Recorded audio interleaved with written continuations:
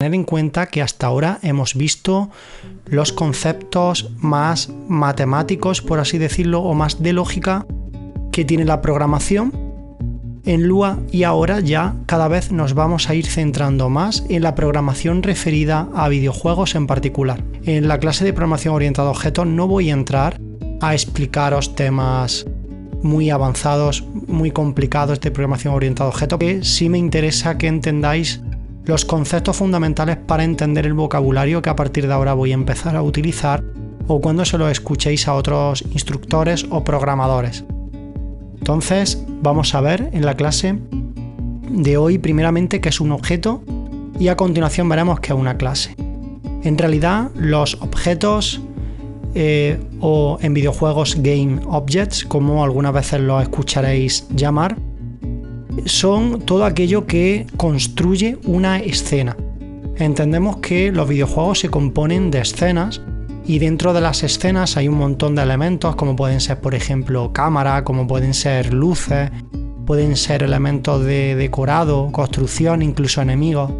Todo aquello que nos vamos a encontrar dentro de un videojuego, dentro de una escena, será un objeto. Entonces, lo importante que me gustaría que entendieseis es que los objetos están principalmente compuestos por una parte de variables o propiedades. Las llamaré indistintamente, algunas veces las llamaré propiedades, otras veces diré que son variables, pero quiero que entendáis que básicamente es lo mismo. Y por otra parte, las funciones o métodos. Las variables lo que vienen a determinar son las propiedades o las características que tienen los objetos. Por ejemplo, si me estoy refiriendo a un tipo de luz, una propiedad o una variable de ese objeto sería la intensidad que tiene esa luz, o el ángulo de incidencia hacia donde apunta, o muchos otros factores que podría tener el color de esa luz, por ejemplo. Eso sería una variable. Los métodos de ese objeto serían todas aquellas funcionalidades o todas aquellas cosas que se pueden hacer con ese objeto. Os pongo, por ejemplo, una funcionalidad muy común, sería la de destruir ese objeto. Los objetos tienen que poder ser destruidos. Por tanto, los objetos tendrán un método o tendrán una función que permitirá hacerlos desaparecer del juego.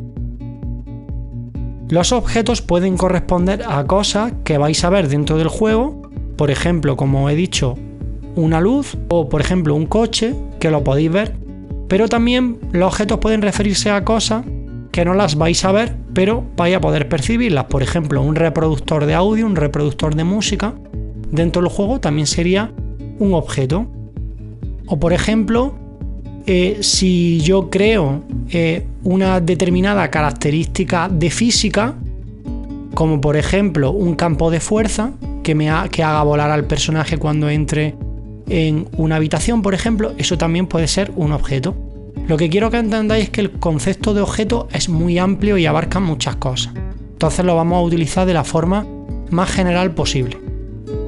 A continuación os voy a comentar lo que son las clases. Podríamos decir que las clases son un tipo de contenedor, o lo que serían los planos. Los planos me refiero a, por ejemplo, los planos de una casa. Si vosotros queréis construir una casa, primeramente tenéis que tener una serie de planos, y entonces basando en esos planos, vosotros vais a crear la casa, que va a estar determinada por la información que hay en esos planos. Pues con los objetos y las clases pasa algo parecido.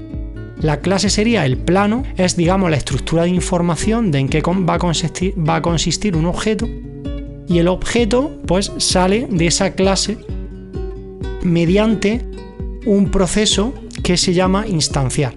Es decir, tendremos una clase y a partir de esa clase instanciaremos un objeto que está relacionado con esa clase. Os pongo el mismo ejemplo que la luz. Los programadores de Roblox han creado un tipo de luz, por ejemplo, una luz puntual, que sería una luz como la de una bombilla. Ellos lo han programado y ahora nosotros, gracias a esa clase de luz, podemos, mediante un proceso de instanciación, crear muchas luces que vienen a ser sencillamente una representación de esa luz. Podríamos también poner el ejemplo del player, de un jugador. Los programadores de Roblox han creado una clase de player, una clase jugador a la que le han dado una serie de atributos o variables y funciones o métodos, y la velocidad de caminar, de paso, la capacidad de salto, la puntuación de vida que tiene ese personaje. Todo eso lo han creado los programadores de Roblox en la clase player, y cada vez que un jugador se añade a una partida, lo que se hace es crear una instancia de un jugador, ¿vale? Entonces ese jugador pasa a ser un objeto que viene de una clase, ¿de acuerdo? Lo he explicado así de forma muy genérica.